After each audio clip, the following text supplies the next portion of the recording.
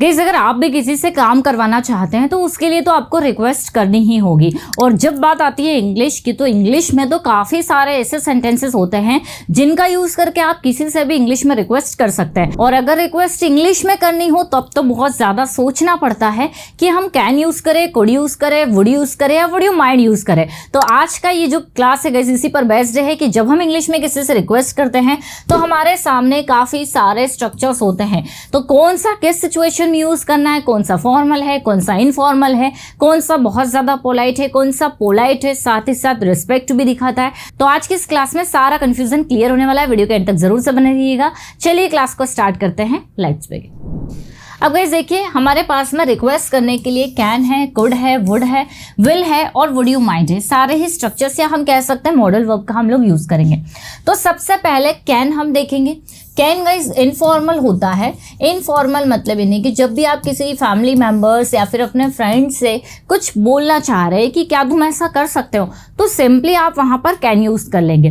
बिल्कुल इनफॉर्मल है, अपने फ्रेंड्स के साथ में यूज़ करें। जैसे कि कैन यू हेल्प मी, क्या आप मेरी मदद कर सकते हो, या फिर can you open the door, क्या आप दरवाज़ा खोल सकते हो, या can you give me your pen, क्या आप मुझे आपका पेन दे सकते हो। वैसे ही कैन यू कॉल हिम, क्या आप उसे कॉल कर सकते हो। ठीक है, तो जब भी हमें बोलना हो कि क्या आप ऐसा कर सकते हो दोस्तों के साथ, फैमिली मेंबर्स के साथ में, तो आप सिंपली वहां पर कैन का यूज़ कर लेंगे। बहुत इजी है। नेक्स्ट गाइस अगर हम लोग देखें कुड, तो कुड से पहले हम लोग विल का भी यूज़ देख लेते हैं। तो विल भी गाइस इनफॉर्मल वे में यूज़ होता है।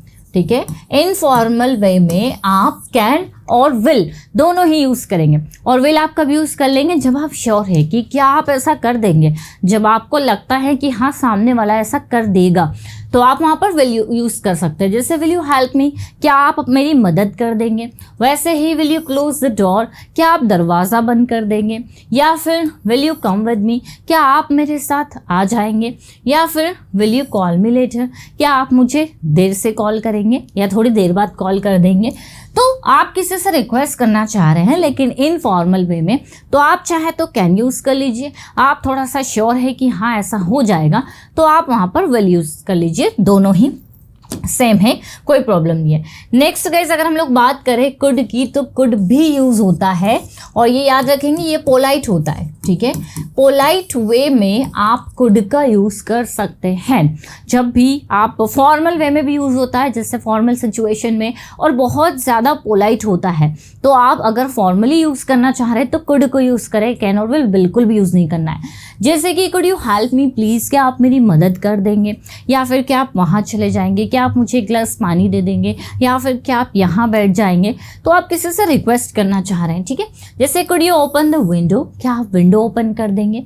या could you send me the file, क्या आप मुझे फाइल सेंड कर देंगे। या could you wait for a minute, क्या आप 1 मिनट वेट कर लेंगे। तो जब भी हम रिक्वेस्ट कर रहे हैं वहाँ हम लोग कुड का यूज़ करेंगे। अब आप सोचेंगे कि कुड तो पास्ट में यूज़ होता है, बिल्कुल सही, लेकिन वो अफर्मेटिव सेंटेंसेस में आपने देखा होगा कि कैन का जो पास्ट फॉर्म होता है वो कुड होता है। ठीक है, कैन का पास्ट फॉर्म कुड होता है, तो वो अफर्मेटिव सेंटेंसेस में यूज़ होता है। लेकिन यहाँ हम रिक्वेस्ट कर रहे हैं तो यहाँ पर ये प्रेजेंट का मीनिंग दे रहा है कि क्या आप ऐसा कर देंगे, फॉर्मल और पोलाइट, ये आपको ध्यान देना है।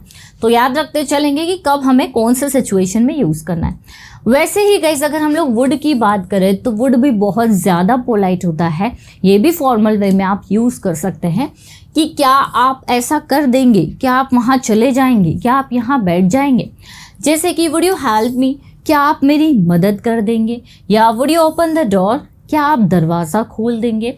या फिर वुड यू जॉइन अस, क्या आप हमें ज्वाइन करेंगे। या फिर would you send me the details, क्या आप मुझे डिटेल सेंड कर देंगे।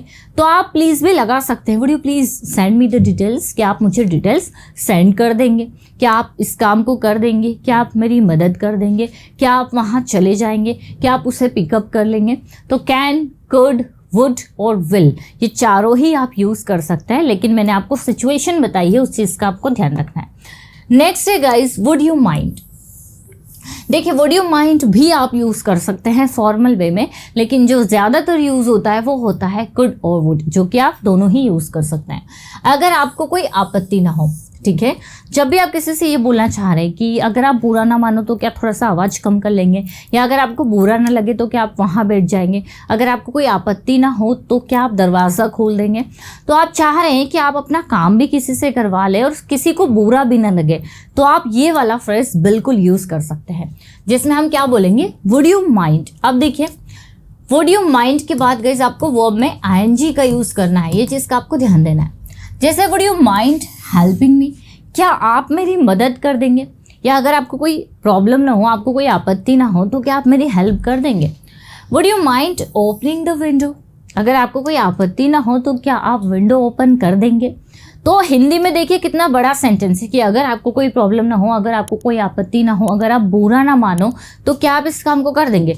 लेकिन इंग्लिश में देखिए कितना छोटा सा सेंटेंस है, तो यही चीज़ें हमें अधिकतर कंफ्यूज कर देती है कि यार हिंदी में तो इतना बड़ा सेंटेंस बन रहा है, हम इसे इंग्लिश में कैसे ट्रांसलेट करें। तो would you mind opening the window, क्या आप विंडो ओपन कर देंगे। Would you mind waiting here, अगर आपको कोई आपत्ति ना हो तो क्या आप यहाँ पर वेट कर लेंगे। वैसे he would you mind sending me the file, अगर आपको कोई आपत्ति ना हो, अगर आपको बुरा ना लगे तो क्या आप मुझे फाइल सेंड कर देंगे। ठीक है, तो गाइस ये कुछ ऐसे फ्रेजेस हैं, या हम कह सकते हैं कुछ ऐसे स्ट्रक्चर्स हैं जो आप रिक्वेस्ट करने के लिए यूज़ कर सकते हैं। याद रखिए, सही सिचुएशन में सही मॉडल वर्ब या सही स्ट्रक्चर का यूज़ करना बहुत ज़्यादा ज़रूरी है। हो सकता है कि सिचुएशन फॉर्मल है लेकिन आप कैन यूज़ करें तो वो अच्छा नहीं लगता। आपको फॉर्मल वे में अगर यूज़ करना है तो आप कुड और वुड का यूज़ करेंगे, इनफॉर्मल है तो विल और कैन का यूज़ करेंगे। तो ये तो थे गाइस जिसमें आप किसी से रिक्वेस्ट कर रहे हैं।